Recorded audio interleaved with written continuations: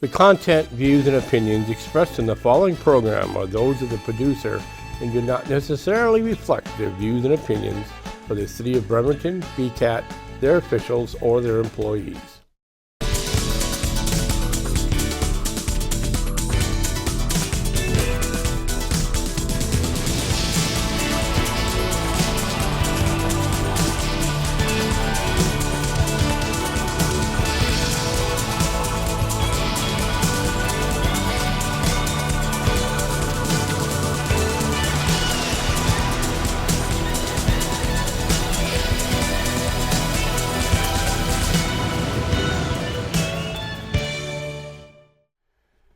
Hello, this is the Kitsap Literary Artists and Writers Creative Showcase once again, and of course, I'm Mark Miller, and I'm here with a very special person.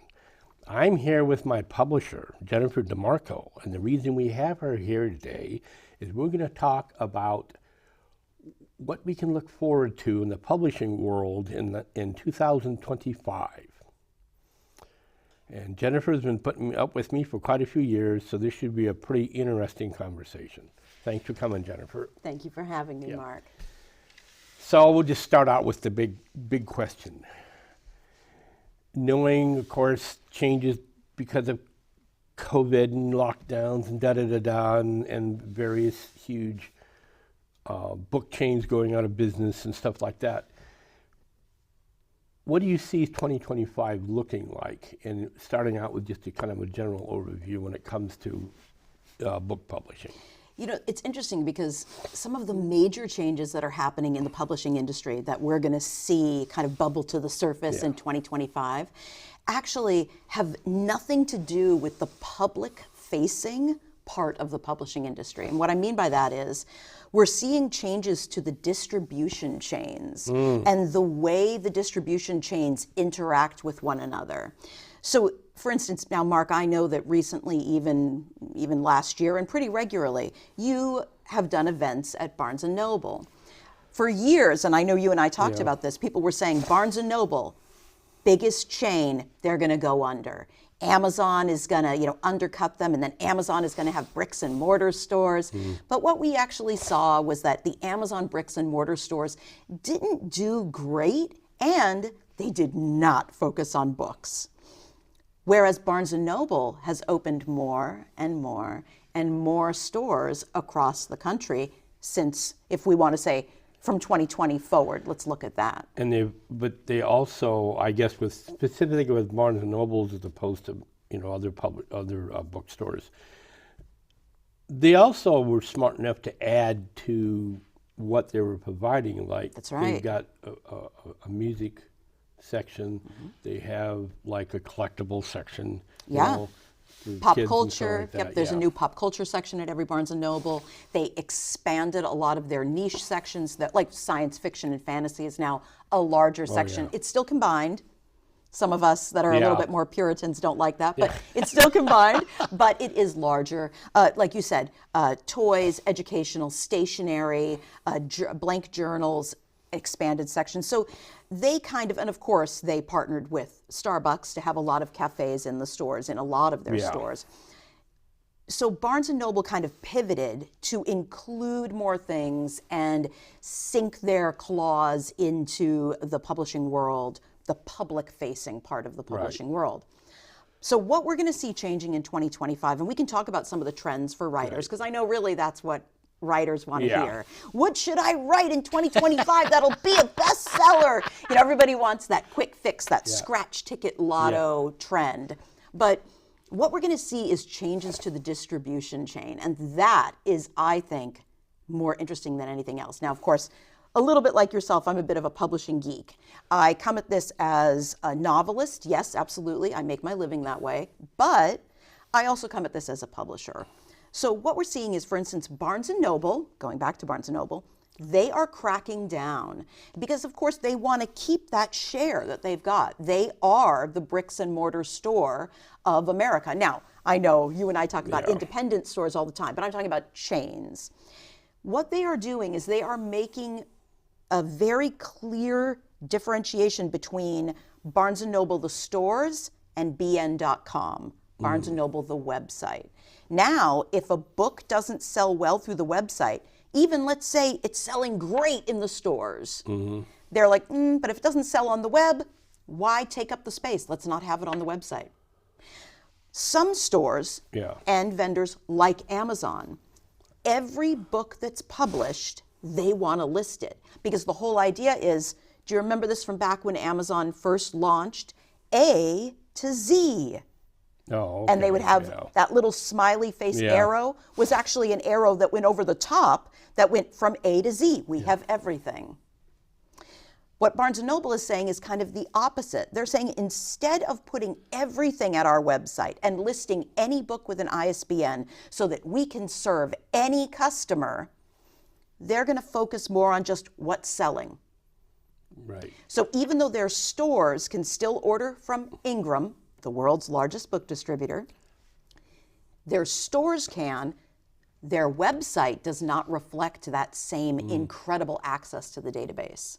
So you might say, well, Jennifer, does that really impact? Well, I mean, it does, because you have to think about, why is Barnes & Noble doing that? Are they going to let go of their website entirely? Or is their website now more just the portal for their POD service, Barnes & Noble Press? Which then ties us back to, are you working with a publisher as an author, or are you self-publishing? How will that be impacted in 2025? So there are now 3 major ways to self-publish in America. And you might say, why in the world does a publisher want to talk to authors about self-publishing? And I know that I am really big on, so the company that I work for, Blue Forge Press, is the publishing division of a volunteer-run federal 501c3 nonprofit. So we're not driven by the commercial. We're not driven by the bottom line, the revenue, the dollar. What we're driven by is educating people specifically away from predatory publishers. Right. And I put that in quotes. I know that you often do too, because what I'm talking about are vanity printers and the new incarnation.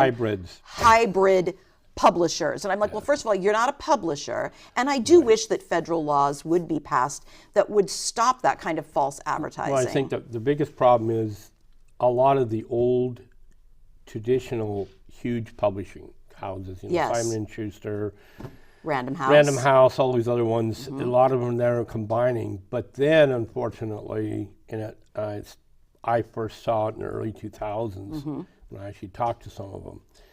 They decided that they were going to do that hybrid thing, where if you're a new author, rather than like having somebody edit your stuff or look through it and tell you, hey, this has potential, try this, or no, this really is horrible, and don't call us, we'll call you. Now they do the bit where, well, we'll help you, but you got to give us a bunch of money up front, just like a vanity press. That's right. And that to me is really irritating. You know, I like that you are calm about it and you say that's irritating. Because this is, of course, at the core of what I do and what I have done since I was 16 years old, is, to me, that's criminal. Because you are these hybrid publishers. And you're absolutely right. When I say a hybrid publisher, I am talking about the pay-to-play options that Random House and some of the other big guys have put into place. Just because they're one of the big guys doesn't mean every little division they have is legitimate. The minute an author is asked to open their checkbook, which is probably dating me, to open their wallet, to pay for anything, it's off the table. You should walk away. And you're right. They say all the things that make sense, like, but we're taking all the risk and you're unproven.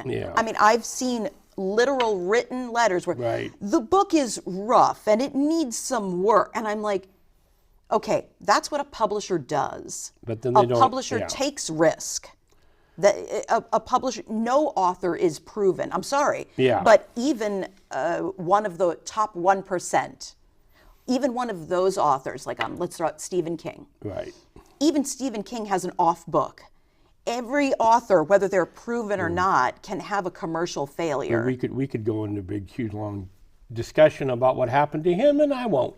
But well, I very early on, when I realized that really what I wanted to do was to be not just work in publishing, but work in publishing in this support role, to try to get authors to see the error of their ways. And I'm not saying come publish with us, because we only publish a very narrow, a specific, books that follow a specific mission statement. Right. Okay.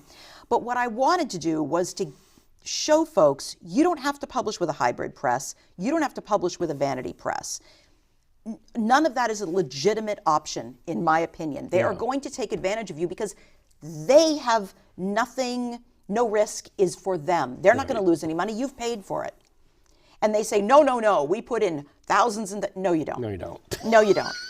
You show me the receipts, and they never do. They do. But what I have tried to show people is that if they are tech savvy in any way, shape, or form, or if they are part of a wonderful group like Claw, where there are tech savvy members that will support one another, in this day and age, you can self-publish. And you can self-publish and get into Barnes & Noble, and you can self-publish and have your books carried by Ingram internationally, et cetera, et cetera, et cetera. Now, will you have less time to write?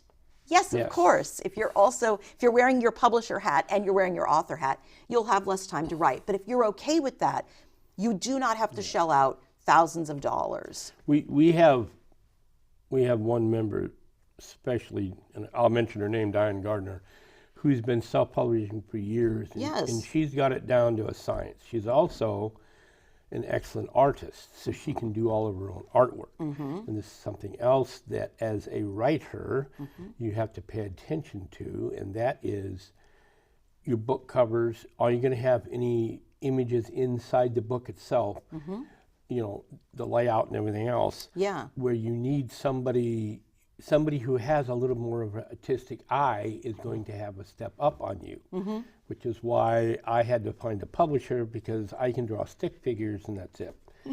And so, plus the whole idea of having trained editors.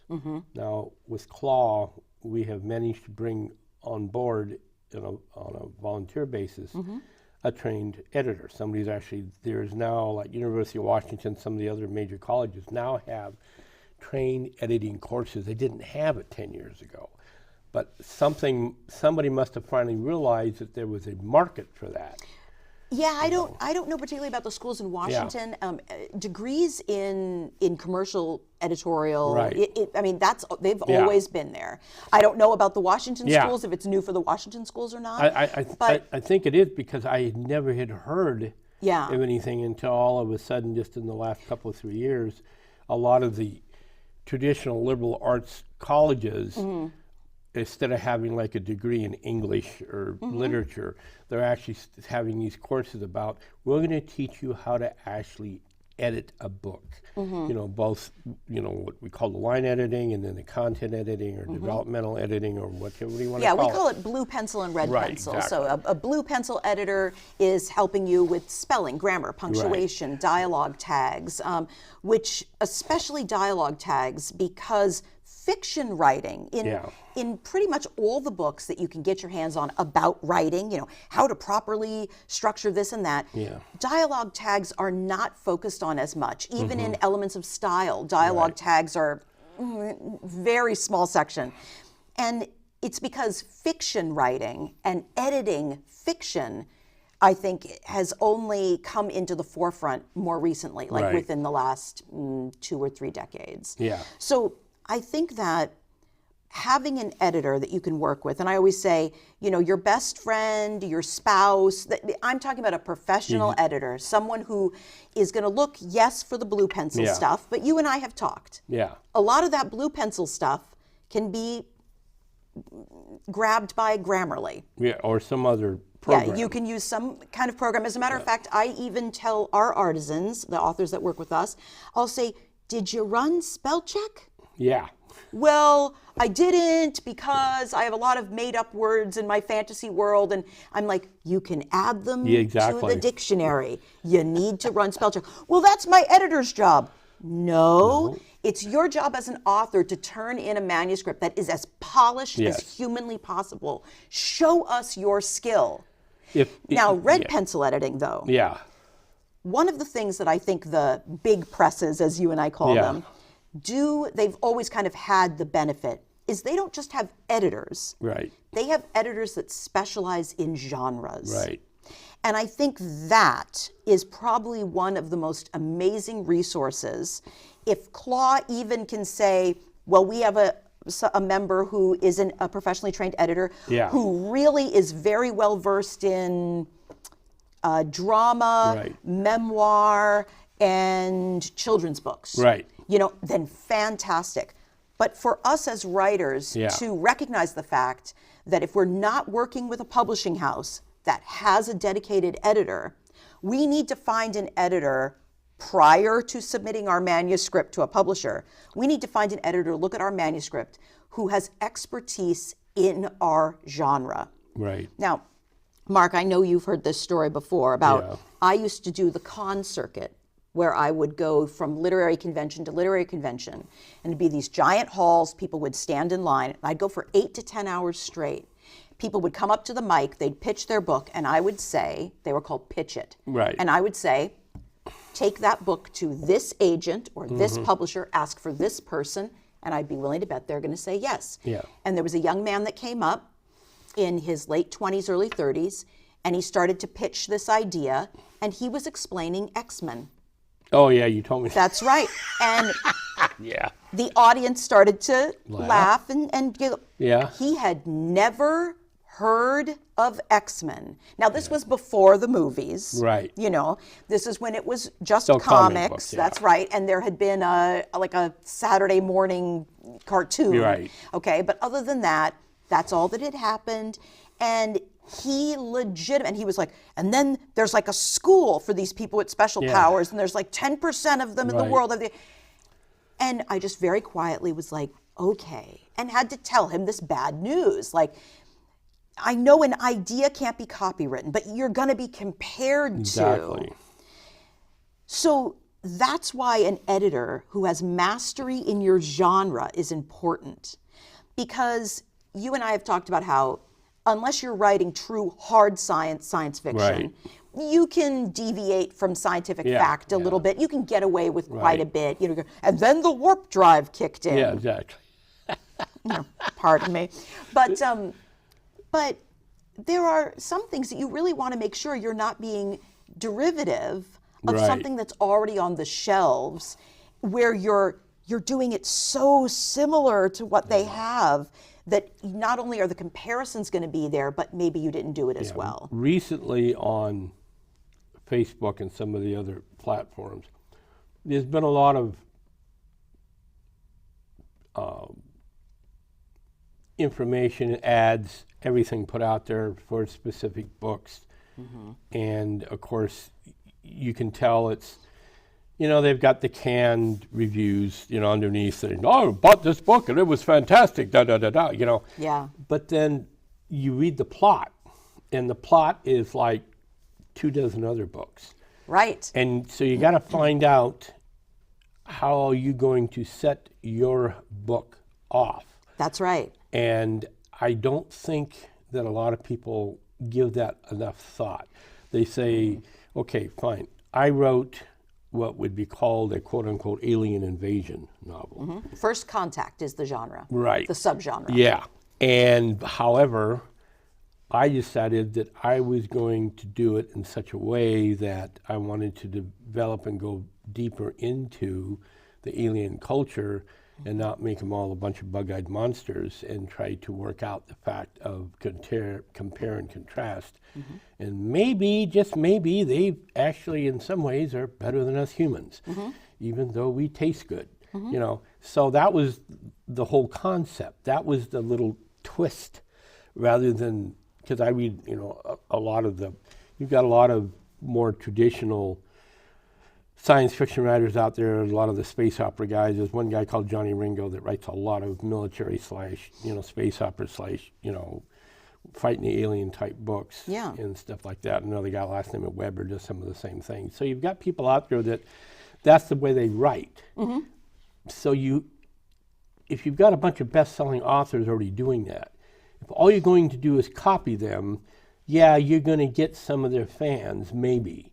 But why don't you have a twist? Why don't you have something different? Right. Why don't you come up with, like you said, the author using your creativity to be a little bit unique? And of course, with you as a publisher, because you understand that, then you help people like me come up with that. And I can come to you and say, okay, what do you think about this twist? What do you think about that idea? And you can tell me, well, it's kind of interesting. Or you can tell me, it was done, 50,000 times. Don't do it. I have fought very, very hard to make sure that we have editors that work with us that are incredibly well versed in the genres that we publish. And that also means there are genres we don't tend to publish in, because I don't have editors that can speak to that genre. So I know where our limitations are as a publisher. Now, if someone is self-publishing, they're going to need to push a little further. And that is a case when you're self-publishing. You're always opening your wallet. You're always paying for everything. Yep. But, it's funny. There's a number, a number that I actually keep pinned on my old school bulletin board next to my desk. Yeah. And that number is 600,000. Right. And that's not how much money I want to make it in publishing. No. That's how many books are published or self-published every single year. And I think that number is so big that a lot of times authors don't really take it seriously. They just gloss over. They're like, yeah, I know there's a lot of other books published every year. And I'm like, you guys, just because it comes out of your mind doesn't mean it's the most unique story that has ever graced a piece of paper. You must be well-versed in your own genre. Right. Because I guess that's really the first step, isn't it? Before you go and try to find yourself an editor who has expertise in your genre, you need to make sure that you're creating from a place of expertise. And sometimes, at least in my case, because I started out sci-fi, but then I went into crime thriller genre because it was based on my career. So if you have first-hand knowledge in something, that can maybe overcome a little bit of the problems with, like you said, learning a genre. Yes. But people have to realize that if they're going to do that and you're going to write into a genre like crime thrillers or military fiction, stuff like that, you better know your subject, because you're going to have a whole bunch of veterans, a whole bunch of police officers, investigators out there that are going to pick you apart, and I think that's the other thing you have to look at as a writer. And of course, that's a great genre to bring up, is that there's so much content. There's so many authors writing in that genre that if they don't have a history of law enforcement or military, they have really talked to their first responders and their veterans to make sure that they've got all these details right. I think that, let's make sure that we cover trends. I think that is the most important trend. And that's a trend that stays with us year after year after year. And it's not so much write what you know, it's write what you're passionate about. That's true. Because, for instance, I don't swim. Okay. At all. And several times in my life, I have had near drowning experiences. Ouch. One would think that I would learn to swim. I gotta get somebody to teach you how to swim. But when I have had these more than one drowning experiences, I will sink and then sit at the bottom of the water. And I think to myself, at 7 years old, at 16 years old, at 30-something, well, this is how it ends. Now, I just want authors to know, if you write what you're passionate about, you don't sit at the bottom of the water and just say, well, this is how it ends. You research. You throw yourself into your passion. So that not only are you passionate about it, but you've got your facts. That's what you want to write about in 2025.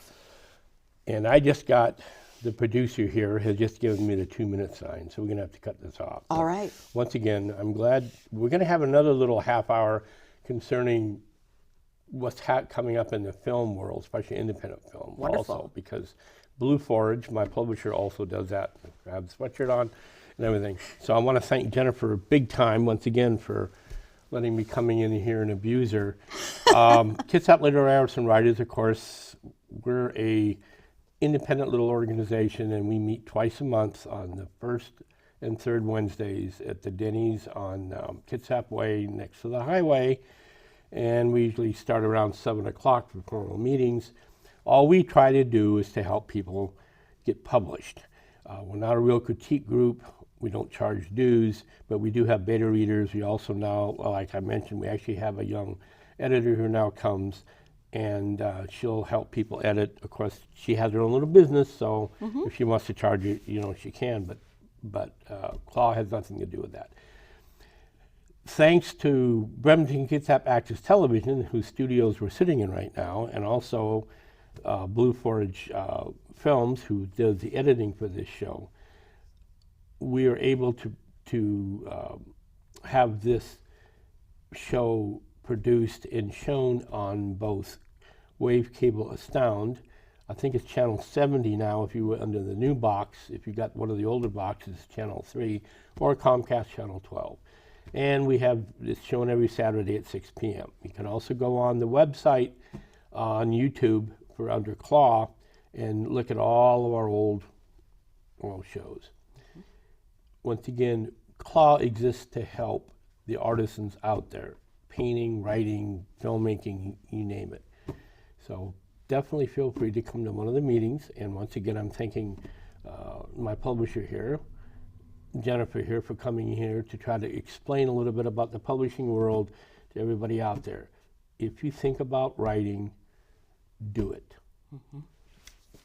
Have a very interesting and productive week, and have a very fruitful year in 2025. Good day.